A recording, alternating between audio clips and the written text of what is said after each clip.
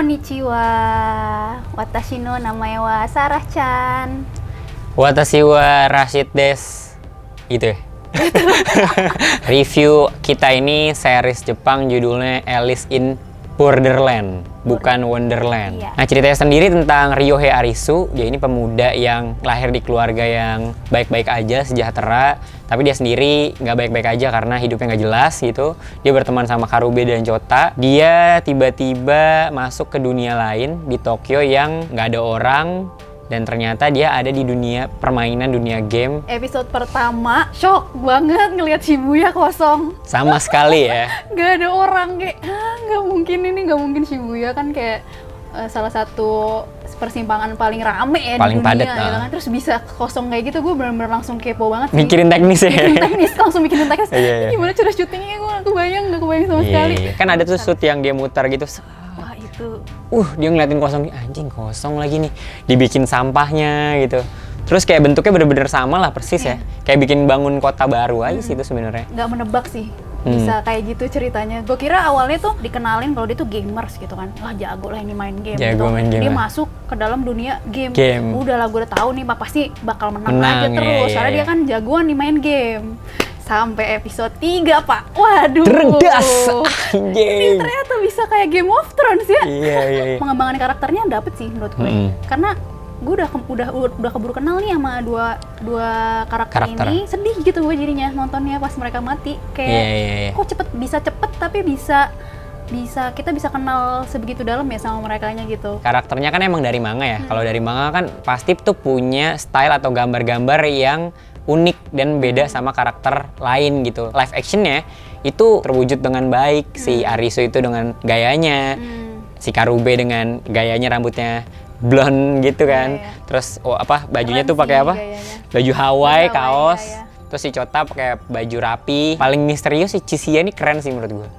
Karakternya tuh dari looks aja anjir. Chisiya sama Kuina tuh, wih keren ya. Ada yang begini. Efektif banget sih menurut gue. Jadi komunikasinya dari pakaian gitu. Kayak Aguni juga dia berperan sama ceritanya ya. Maksudnya Iya.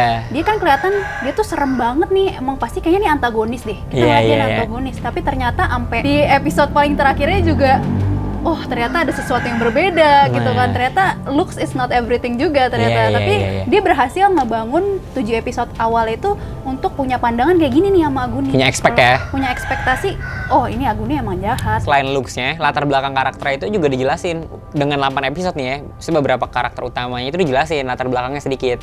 Kenapa dia begini sampai di dunia yang Alice in Borderland ini dia tuh seperti ini kenapa gitu. Bahkan musuhnya sekalipun ya. Maksudnya si Aguni, si Niragi, Kuina, dan itu kayak kita jadi kenal karakter dulu tuh punya impian, punya bayangan, punya keinginan jadi seperti ini di dunia nggak bisa, di Borderland-nya dia bisa. Bahkan si yang botak serem itu sih itu keren banget sih. Keren banget. Keren sih. Keren juga backstory-nya. Porsinya pun pas gitu. Kita nggak ngerasa lebih berat yang mana gitu. Ya kita tahu lah pasti yang paling berat ya si Arisu karena dia emang karakter utama. Tapi yang lain tuh porsinya pas gitu. Jadi kita punya empati gitu sama setiap karakternya. Benar. Lebih banyak darah.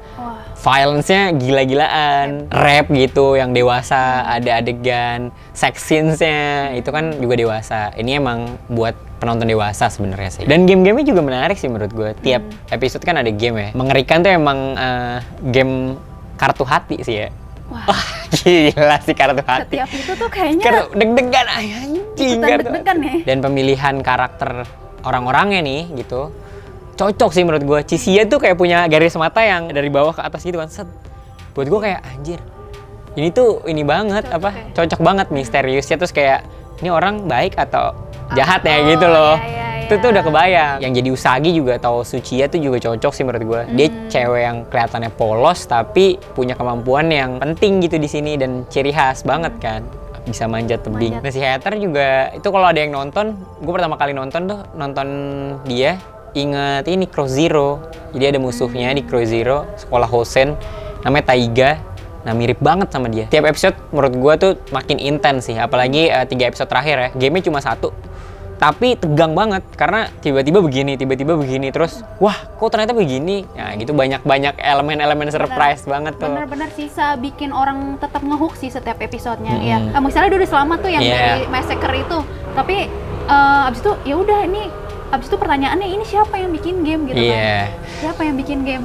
Dan di situ di titik itu gue merasa ini Black Mirror banget sih. Ternyata dealernya banyak. Ternyata dealernya banyak ada di ruang TV itu. Mereka nontonin CCTV itu menurut gue anjir ini Black Mirror ya. Kayak, maksud gue berarti ada manusia yang mengkontrol manusia-manusia lain. Itu tuh kayak sesuatu yang biasa terjadi di Black Mirror gitu. Gue jadi kayak anjir ngeri juga ya ini ternyata. Karena udah invest banget gitu ya sama karakter dan ceritanya, gue kayaknya pengen lagi sebenarnya. Episode-nya kan cuma 8 nih, dikit kan. Pengennya sih nambah lagi misalnya 10 atau 12 gitu ya. Ya lebih panjang. Cuma dengan kapasitas cerita yang segini ya cukup sih. Karakternya si Arisu, dia kan emang kita tahu ya dari awal itu dia pinter lah. Dia suka main game, jadi udah terlatih untuk memecahkan teka-teki dalam game gitu. Tapi menurut gua di bagian akhir, nah dia tuh bisa langsung memecahkan teka-teki dalam waktu yang menurut gue cukup singkat dibandingkan yang sebelum-sebelumnya ya. Gila, langsung ini orang habis minum apa nih? Gitu. Gila. Sherlock nih tiba-tiba nih iya, orang. tiba-tiba Sherlock.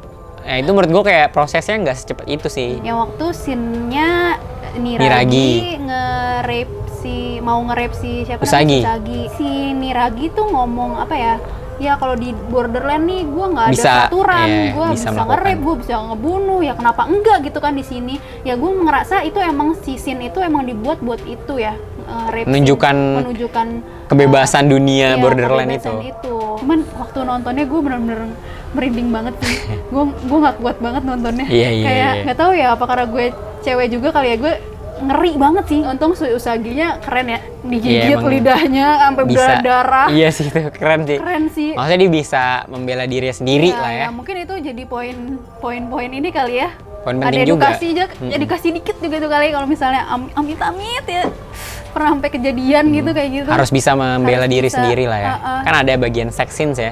Gitu. Gua ngerti sih ini emang buat penonton dewasa, tapi sex scenes ini kayak nggak terlalu penting banget gitu. Paling si Karubi aja yang ciuman lah, oke lah itu. Cuma ada sex scenes si Chota yang cupu gitu ya, terus tiba-tiba dia harus tidur sama si Shibuki yang kok dia tiba-tiba nge-serve gitu sih, bingung sih gue kayak. Iya itu tiba-tiba banget sih, out of place sih ya, setuju.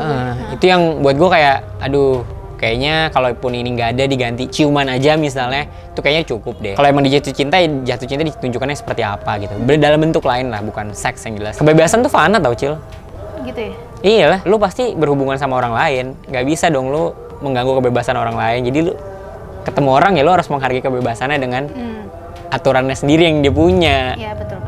Asik jadi kelas filsafat. Iya nih gue jadi diajarin gue. Kuina berantem sama si Tato botak itu gue setuju sih. Itu wah seru banget sih. Dan ada backstory-nya pelan-pelan juga kan mereka berdua diceritain. Dan itu oke banget sih menurut gue, kayak ya Kuina kenapa bisa berantem? Bisa berantem ternyata dia dulu apa ya nama bapaknya ya, tapi itu agak nggak make sense sih menurut gue sih. Itu jadi jago banget, jadi banget pedang ya. Pedang tuh nggak ada ceritanya sih. Itu cuma emang dia kan mungkin latihan ya pas di Borderland, nggak tahu ya. Ya tapi itu kenapa tiba-tiba dia bisa jago banget itu nggak ada tuh cerita. Cuman ya di scene bagian itu bagus banget dan itu di diskotik gitu kan ya, di klub gitu kayak set lampunya oke, dan berantem tuh kayak settingannya bagus lah. Terus si Kuina tuh pas kena kaca gitu di bawah dia nggak nyeker kan, set wah anjing mantap. Seru banget di situ. Cisia nih, bagian Cisia tuh sebenarnya bagus, maksudnya dia misterius banget gitu. Pas di bagian udah dekat sama si Arisu, gue percaya nih dia orang baik, ternyata tidak, anjing dia mengkhianati itu dan anjing licik banget. Tapi gue jadi gue ketipu juga gitu ya. Gue sebagai Arisu kayak anjing, kita kan semua sebagai Arisu ya tokonya, anjing tiba-tiba kok begini. Pada akhirnya ya ini survival emang kayak ya udah orang pengen hidup aja. Mau lu siapapun temennya sekalipun ya lu bisa aja dikhianati temen lu. Nah itu berhubungan sama episode 3 menurut gue, episode terbaik episode 3 salah satunya si anjing. Parah. Sebuah keberanian benar untuk ya mematikan karakter ya. Tuh, dan kita soalnya udah nggak mungkin lah. Ya kali karakter mati. Game of Thrones ternyata Pak buar, palanya meledak dong. Kalau lu dalam dunia Alice in Borderland lu kayak gimana? Bakal jadi orang kayak gimana? Mungkin kayak Arisu kali ya gue. Bertahan hidup ya? Bertahan hidup. Yes, kita kan itu jadi hal yang manusiawi banget ya, bertahan hidup. Lu lapar nyari makan. Kalau ada yang mengancam, ya lu cabut gitu. Lu pergi, lu menyelamatkan diri. Ya pasti semua orang gitu ya. Kayaknya kalau gue soalnya kayaknya gue udah menyerah sih dari awal. Iya. Anjir gue nggak bisa nih. Gue udah nggak bisa nih gue. Bapaknya Usagi ada di dunia itu deh. Oh iya, dia hilang ya, bener. Kan, Iya. nggak ada. Oh iya, Nabel banget analisis gembel nih. Siapa tahu ya, mungkin Siapa tahu, bapaknya. kan nggak Nah. ada, dia tiba-tiba hilang ke bapaknya kan. Iya, dia pendaki gunung terus hilang. Iya, terus maksudnya dia manjat-manjat jago lagi kan. Mungkin yang udah baca manganya bisa ngasih tahu atau komentar kayak perbedaan manga sama si live actionnya itu kayak apa sih. Kalau gue pribadi sih ini nggak Spoiler masalah jangan dan deh nih. bagus. Jangan spoiler juga nih tapi. Jangan spoiler, tapi kayak ya jelasin aja, mungkin lu kesenang atau lu malah kecewa. Kalau gue pribadi sih yang nonton seriesnya doang bagus sih gitu. Bagus. Berapa lu, Cil, skor? 8,5 sih. Gue menikmati, plotnya bagus banget dan didukung dengan visual yang sangat niat dan sangat eye pleasing. Menurut gue bagus banget sih. 8 sih. Gitu. Secara teknis udah pasti bagus. Kita nggak ada yang komentar itu jelek kan. Karakter juga bagus. Ya cuma karena pendek aja sih. Harusnya bisa jadi 9 kalau episode-nya banyak gitu kan. Seru cuy, sayang. Kalau misalnya emang mau discuss lebih dalam lagi nih tentang Alice in Borderland, kita punya grup Discord. Jadi ntar boleh lihat nih linknya ada di bawah ya, di description box. Terus mungkin jangan lupa juga like, komentar yang pasti, subscribe, nyalakan. lonceng. Iya betul. Dan ya udah, sampai jumpa. Dadah.